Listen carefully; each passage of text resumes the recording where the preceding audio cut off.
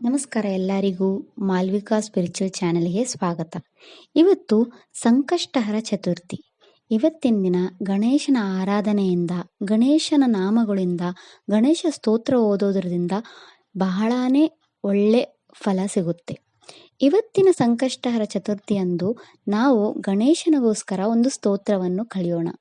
ಅದೇ ಶ್ರೀ ಗಣೇಶ ದ್ವಾದಶ ನಾಮ ಸ್ತೋತ್ರ ಅಥವಾ ಸಂಕಟನಾಶನ ಸ್ತೋತ್ರ.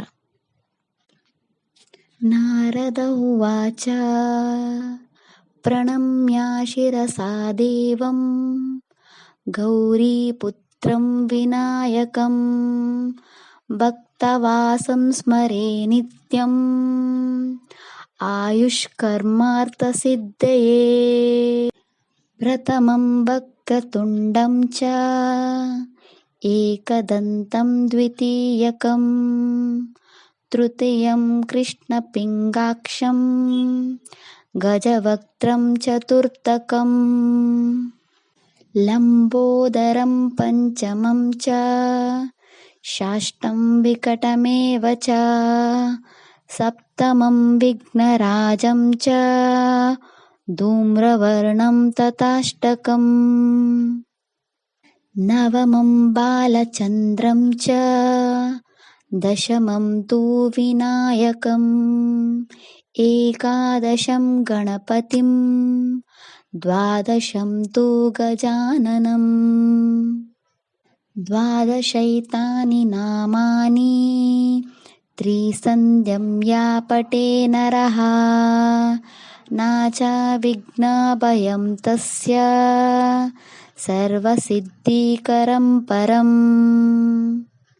ವಿದ್ಯಾರ್ಥಿ ಲಭತೆ ವಿದ್ಯಂ ಧನಾರ್ಥಿ ಲಭತೆ ಧನಂ ಪುತ್ರಾರ್ಥಿ ಲಭತೆ ಪುತ್ರ ಮೋಕ್ಷಾರ್ಥಿ ಲಭತೆ ಗತಿಂ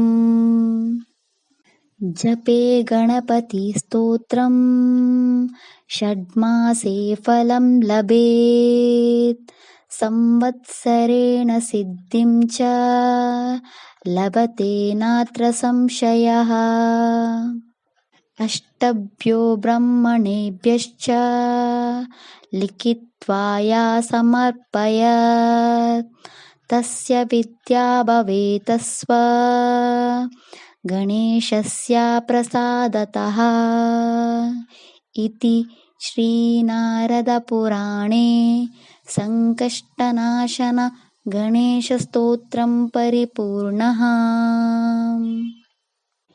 ಈ ಸಂಕಟನಾಶನ ಗಣೇಶ ಸ್ತೋತ್ರವನ್ನು ಜಪಿಸುವುದರಿಂದ ಎಲ್ಲ ರೀತಿಯ ಸಮಸ್ಯೆಗಳು ಮತ್ತು ನೋವುಗಳು ದೂರವಾಗುತ್ತವೆ. ಈ ಶ್ಲೋಕವು ನಾರದ ಪುರಾಣದಲ್ಲಿದೆ.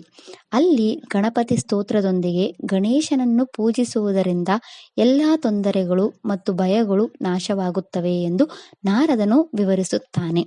ಸಂಕಟನಾಶನ ಗಣೇಶ ಸ್ತೋತ್ರ ಗಣೇಶ ದ್ವಾದಶ ನಾಮ ಸ್ತೋತ್ರ. ಇದರಲ್ಲಿ ಗಣೇಶನನ್ನು ತನ್ನ 12 ಹೆಸರುಗಳೊಂದಿಗೆ ಪ್ರಾರ್ಥಿಸಲಾಗುತ್ತದೆ.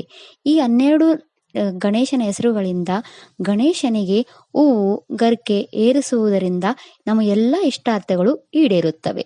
ಈ ವಿಡಿಯೋ ಇಷ್ಟ ಆದರೆ ಲೈಕ್ ಮಾಡಿ, ಶೇರ್ ಮಾಡಿ, ಸಬ್ಸ್ಕ್ರೈಬ್ ಮಾಡಿ.